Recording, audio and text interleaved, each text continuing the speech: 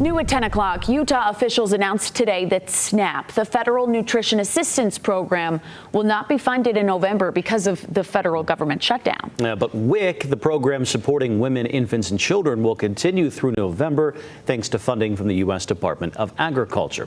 Our Mackenzie Diaz is live tonight. Mackenzie, how's the government shutdown here affecting so many Utah families?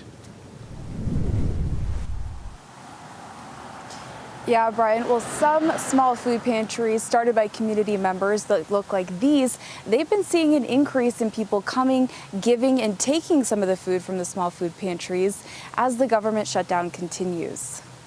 This is a look inside Demi Dubas' little food pantry. Pet or baby items, baby food, formula goes really fast. Dubas started this over the summer.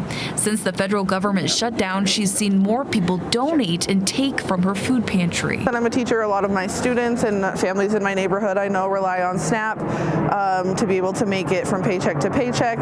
So I think this is really important because, like I said, it's open 24/7. People can stop by whenever to grab stuff or leave stuff. And if times weren't tough enough, on Wednesday, state officials announced SNAP won't have funding through November. This is problematic for some Utah families who use SNAP, since it's a federally funded program assisting nearly 86,000 households in Utah each month. You know, these changes affect people very negatively.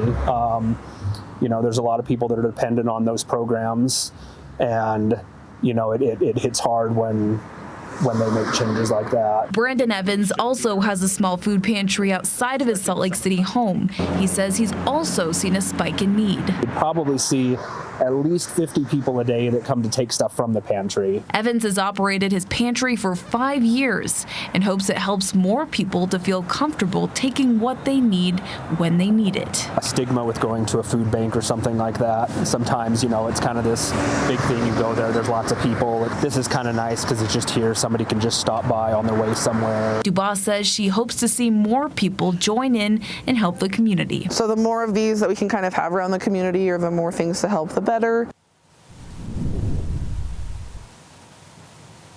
And community members really are coming together. One community member says she's already thinking about making Thanksgiving Day boxes for people during this holiday season. Reporting in Salt Lake City, Mackenzie Diaz, ABC4 News.